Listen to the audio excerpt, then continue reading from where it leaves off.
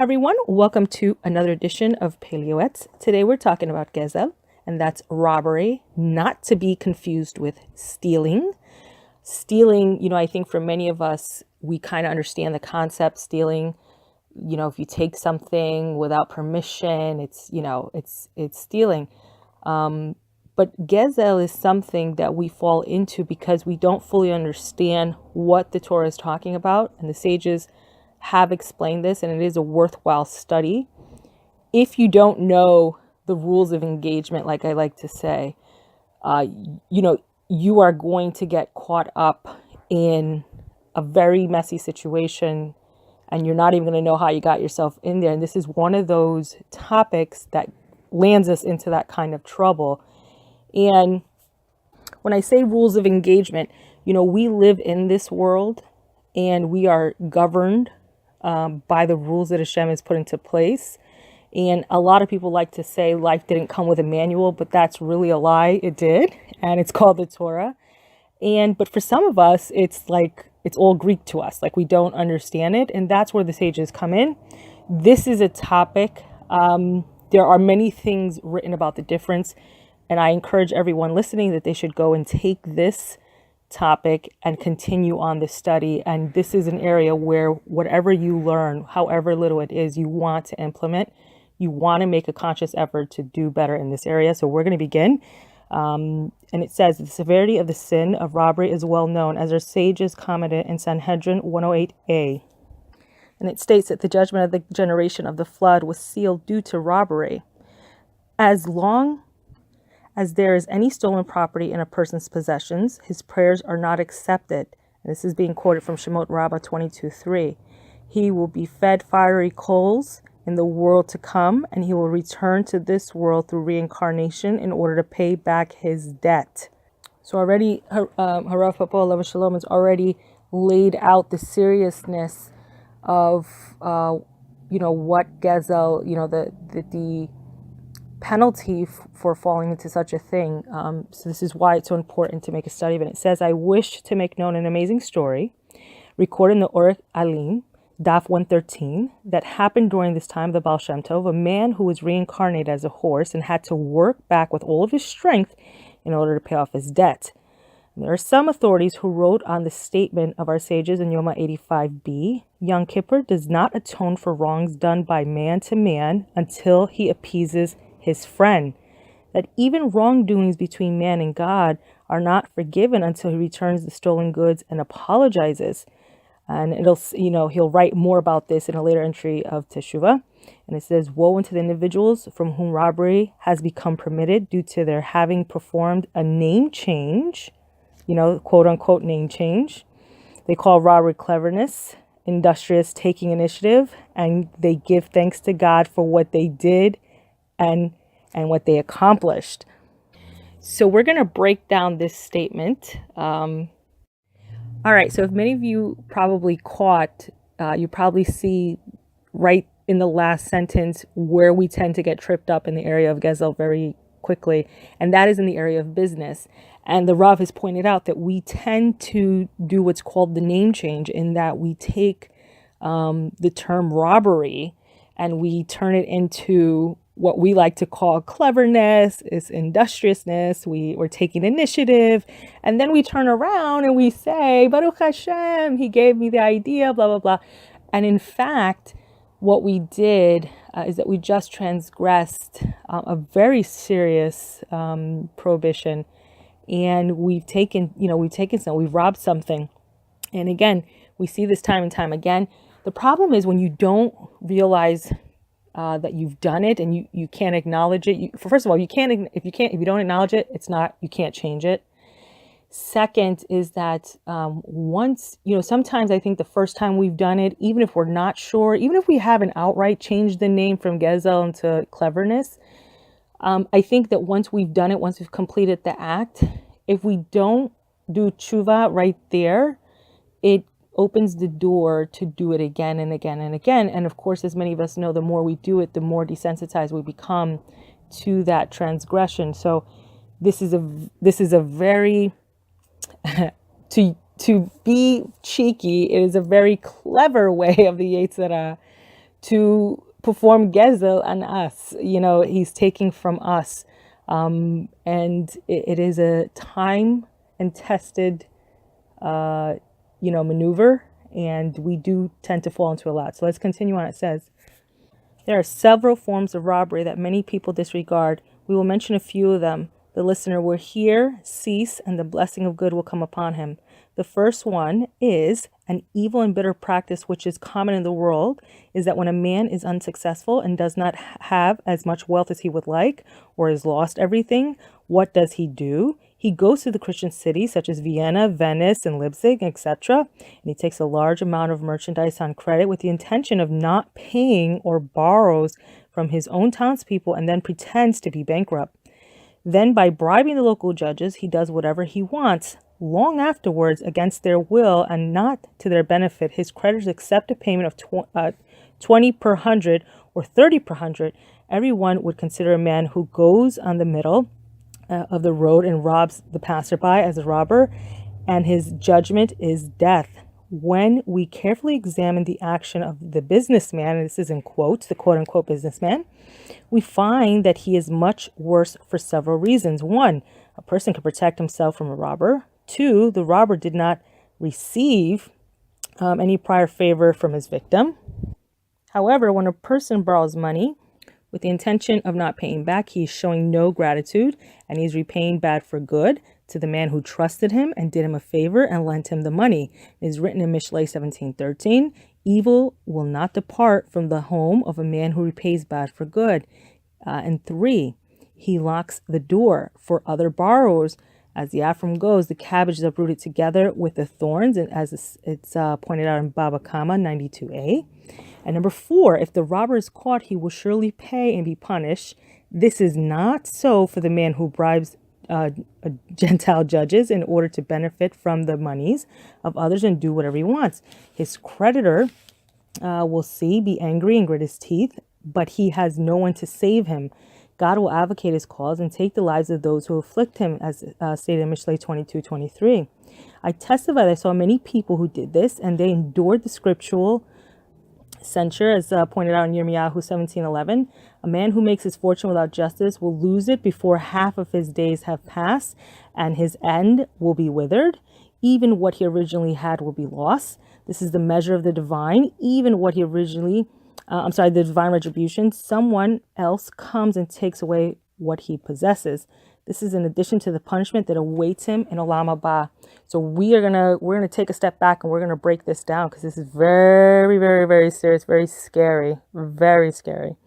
So now this, the Rav makes, he goes back and he makes the example of the man who takes out lines of credit, and we understand that in this day and age, who takes out lines in credit and has no intention of paying it back. But you can also break down into a smaller, because I have come across people who take out lines of credit, personal lines of credit, and have no intention of paying it back. That's not the same as to say that somebody who took out a line of credit, whether in business or personal, and some extraordinary circumstances happen to have come upon them, that's not the same. So we're going to put that to the side, and we're going to leave it right where the Rav is saying for now. And what he's saying is someone who has the intention of not paying back. And then he goes over what we know today as the bankruptcy courts, knowing that he'll pay back only 20% of what he borrowed. So this is a clear violation here. But I think, again, I think that when you put it in this context, you see it clearly as something being wrong, but yet a lot of us have come across people who do have this kind of mentality, especially in business. And you see this, it's funny because even where I'm from, there's this little practice of putting, like, you purchase a home and you'll put it into what they call like an LLC. In other words, like if you fall behind on your utilities, your basic utilities, they go after the business and they can't go after your assets. So many people tend to just, disregard the seriousness of having to pay back the debt because they feel it won't affect them in this world. But the Rav is pointing out, not so fast. As a result of your actions, especially if you've done it to, let's say you've gone to a friend or a family member and you pull this kind of quote unquote cleverness. What ends up happening is that you lock the door and you prevent someone who really is in need from being able to get that loan because of the fact that that person's been burnt by the previous person's actions. So the problem with all of this, is that Hashem has already got it laid out that if you think you're being slick, think again. Not only are you going to lose everything in this world, your fortune in this world, but guess what waits for you in Olam Haba? So, I mean, this is almost like where you're going to get smacked twice, because I think it's the Gemara that says that, a thief has to pay back 2 times. So this is really a clear measure for measure here, where you've stolen, you're going to repay in this world and you repay in the next. So very, very, very serious thing. But again, because it's almost, maybe in man's law, it's somewhat permissible. You can kind of get away with it. It's shady and it's not right. But certainly in the court of Shemayim, that's not the case. So we're going to continue on.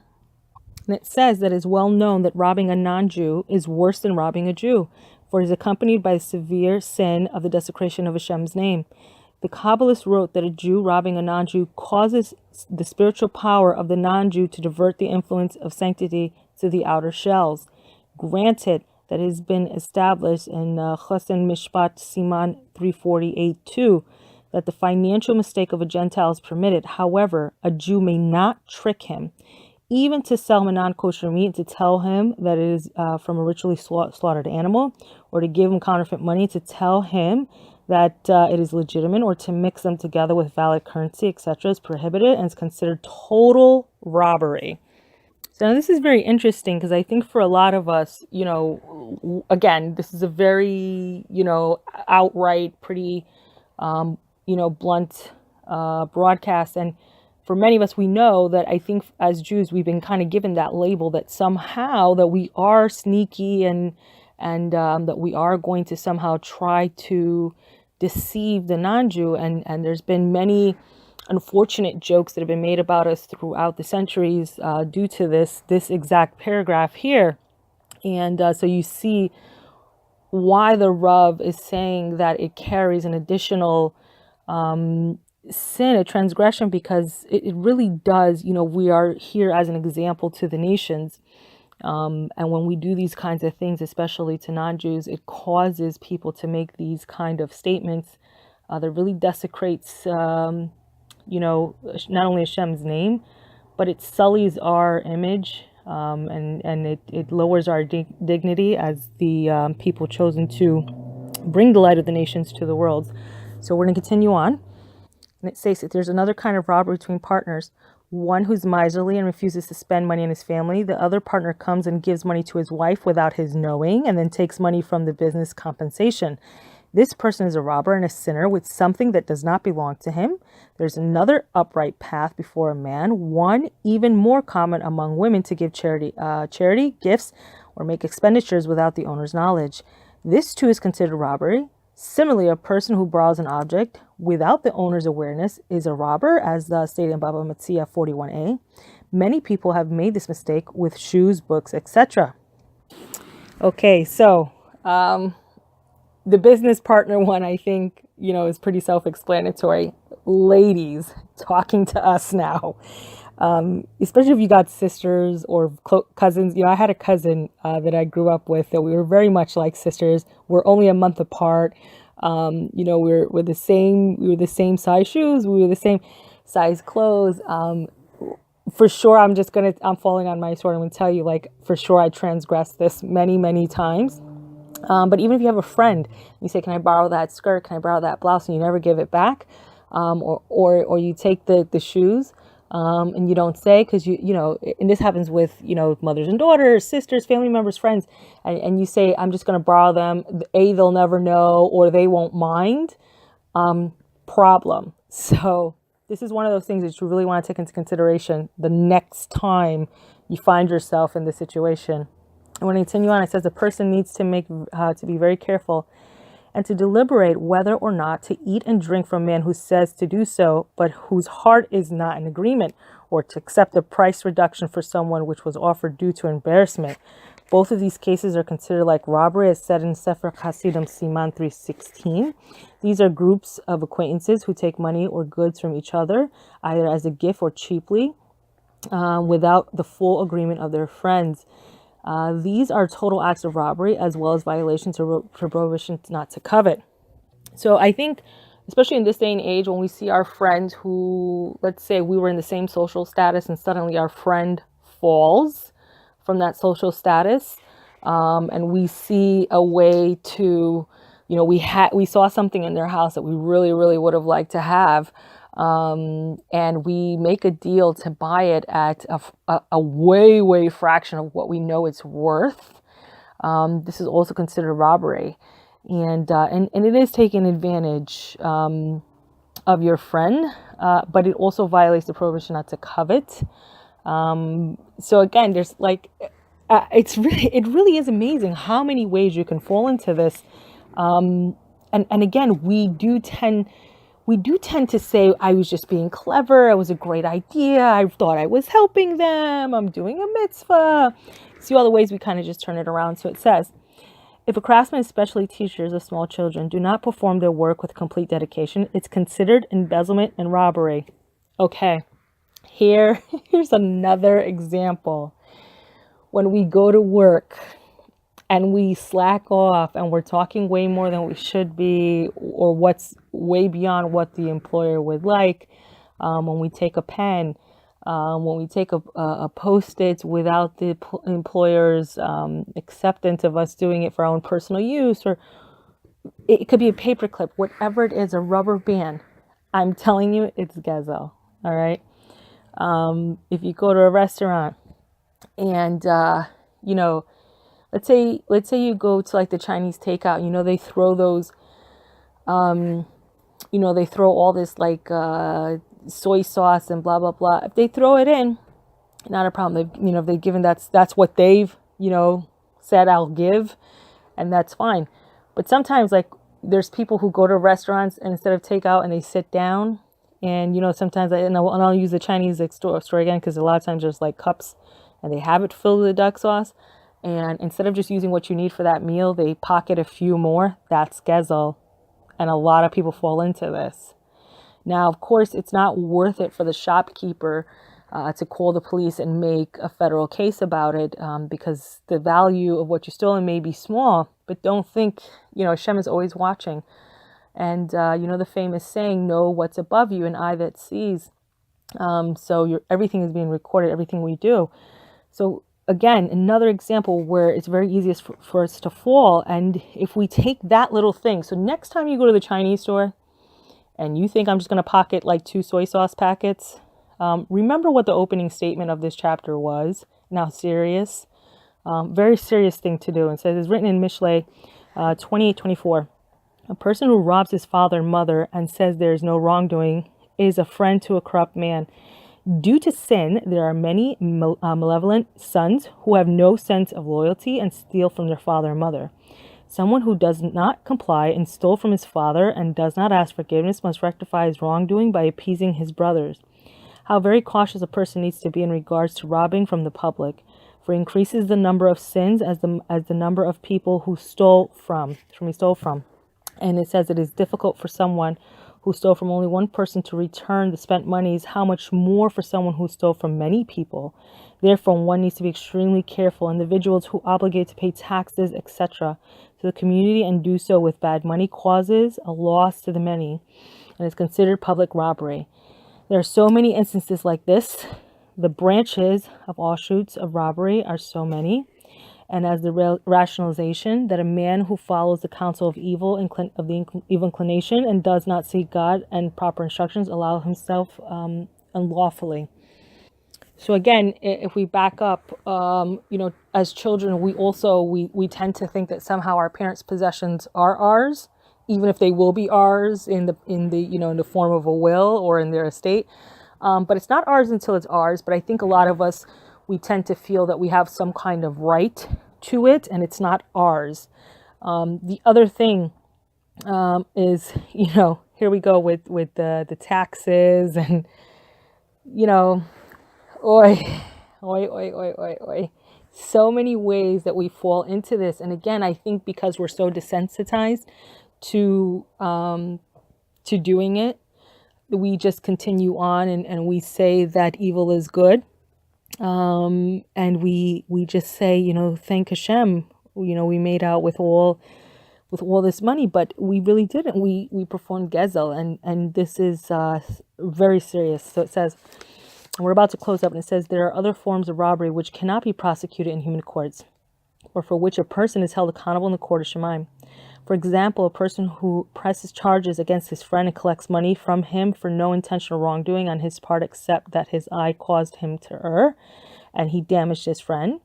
However, it was not done with malice or spite. He acted only in good faith and with innocence, like a man who was attending his own affairs. Even though the letter of the law dictates that he should pay for the damage, the spirit of the sages is dissatisfied with someone who prosecutes in such a case. He is considered as one who misappropriates a kindness from his friend, as a violator of fundamental principle of Judaism. You shall love your fellow Jew as yourself, as stated in Vayikra 18:19. So this is the Oraita. This is not even, this is straight out from the Torah, and it says about such things that our sages says in Eruvim 65b, commented, a man is measured by his pocketbook. It says, corresponding to severity of robbery is the difficulty of repentance. Behold, our sages in Baba Kama 119a said, one who robs his friend, even for a shava pruta, the smallest valued coin, has as if robbed one of his soul and the soul of his sons and his daughters. As long as the ill-gotten gains are in his possessions, he cannot achieve atonement, and it is difficult to restore stolen goods that have been consumed. For all these reasons, a man who fears God will be careful and extremely cautious from even the slightest violation of robbery in any way, shape, or form, and he will conduct his business affairs with the utmost integrity. Even if he finds himself in extremely dire financial straits and his creditors threaten him with severe penalties, he will not thrust his hand in robbery. Has v'shalom. It is better a man to die of hunger than to be an evil person before God for even one moment. Those who seek God will not lack any good, because God will not withhold good from those who walk before him in complete faith. So this is what it all comes down to, right? That not just emunah, but that bitachon, right? It comes down to having that kind of faith and trust in Hashem, that you will get what you need. And if you're not getting it, it's because you don't need it. And I think for many people, myself included, this is where our frustration with Hashem comes in, because we're putting our eyes onto things that don't belong to us and we have no business having, but we want it and why we deserve it. And we tell ourselves all kinds of nonsense in order to believe and justify our behavior. And this is where we get ourselves into problems. The problem is that when we do these things, it's showing a clear lack of emunah in Hashem. And we're somehow saying that we know better than Hashem, which is why we're taking these actions. We're taking matters into our own hands. And then we turn around and we get upset when we get punished for it. Very difficult concept, because I think, like I said, a lot of us, there's so many scenarios we could fall into this. But the problem is that the punishment for it is very serious and really a sobering, very sobering thought, because I think that this can happen this really can happen to anyone. This can happen to anyone at any time for any reason. Something, again, like I said in the beginning, this is a chapter is a topic you want to get into. You want to really make a study of this. If you have a Rav, you really want to sit down and ask him. You want to understand this, because this does govern our day-to-day life. For many people, they'll go to work and, you can fall into this trap.